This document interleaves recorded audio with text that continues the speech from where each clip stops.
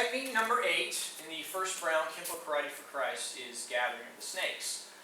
Gathering of the snakes and the following technique, number 9, parting of the snakes, are again this kind of brother and sister pair.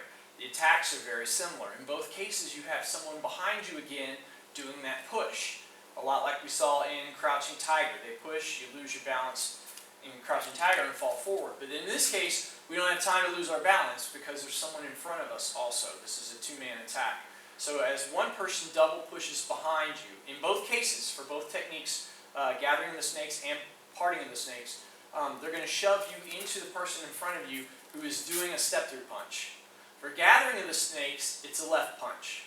For parting of the snakes, it's a right punch. Right? So that's the only difference between the two. So for gathering of the snakes, technique number 8, as they push you forward, we're going to default to the first technique we had in this level that was a punch technique on the left side. So as they're shoving you forward, we're going to go straight into our circling destruction follow-up. So this is the one I was telling you about when we did circling destruction. It's essentially circling destruction, almost complete technique with one small change there at the end. So as I get pushed forward, I go right into that windmill parry back fist, right? I'm not going to worry about the guy behind me who shoved me yet. I'm going to keep taking care of this guy that tried to punch. With that rear cross heel palm, we check, unwind, and hand sword. Okay, now as I unwind, I can see him, the one who pushed. And now I've got essentially his partner between me and him. We're setting up a barricade idea. We introduced that barricade idea with Kung Fu wrist. If you can get one of the opponents between you and the other opponent, that is an excellent strategy when you're dealing with more than one attacker, which is one of the things that Kenpo kind of specializes in enabling you to kind of deal with one at a time as opposed to trying to fight off two people at once, right? Parting of the snakes isn't going to use this plan. Parting of the snakes, you will essentially be fighting off two people at once. If you can, though, this is a much better plan, is to put yourself in a position where you can be set up in such a way that one of them is a barricade for the other attacker. So that's what we're using here in gathering the snakes. Gathering the snakes, they push it from behind, and parry, outward, hooking parry, and back fist. Right? Circling destruction, opening. Heel palm, I check, and unwind and hand sword. Now I can see him. From here, from this hand sword position, my right arm is going to reach around his throat, and I'm going to set that rear choke that we did, like with sowing the seeds.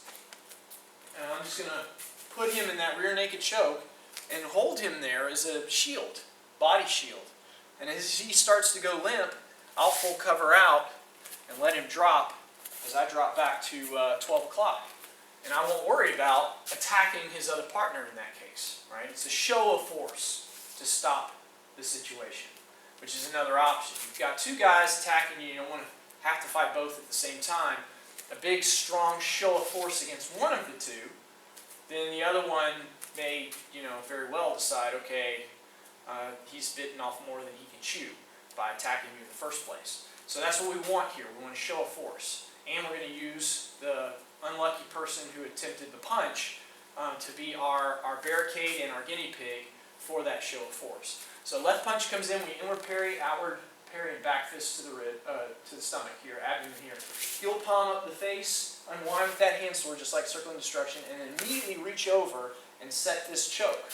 Right arm across the throat, left arm comes up behind the neck here, and such a way that I can push his head forward into that little crease. And I want my elbow to be right level with their chin. Same spot there. And just like in, it was left arm when we did sowing the seeds, now it's right arm. But just like in sowing the seeds, I want my arm, my elbow to line up with their chin, be underneath their chin. I want to squeeze in both sides of the throat with the forearm right below the elbow and right above the elbow, right at the bicep. So the bicep pinches one side, and the top of the forearm here pinches the other. It pinches it tightly this way. Left hand is crossing in such a way to push forward at the back of the neck, forcing them deeper into this hold. And then as I squeeze this way, bending my elbow tight on the throat, you also pull your elbows in tight to your chest, pulling down. It's a very fast, wicked fast choke for the other person. Right? They'll go limp pretty fast. And then from there you should be able to full cover out and leave his friend knocked out, and the guy who pushed you in the first place will have to deal with his friend, hopefully, rather than chase you down. So that's kind of the theory with gathering of the snakes. And again, I think it's preferred over the next one. The next one we see parting of the snakes, where you will be kind of battling two at once. You're left with less options in that case. Show of force is much better. You don't have to do as much damage to the one party in order to make your point. So again, you're pushed from behind. The guy in front's doing a left step through punch. We're going to inward parry, outward hooking parry, and back fist. Rear cross, heel palm, unwind, hand sword. Just like circling destruction. Come around, set this choke from behind here, holding him as a shield to the other guy. And then when he gets loose and limp, let him drop and full cover out to 12 o'clock. Right? And that is gathering of the snakes.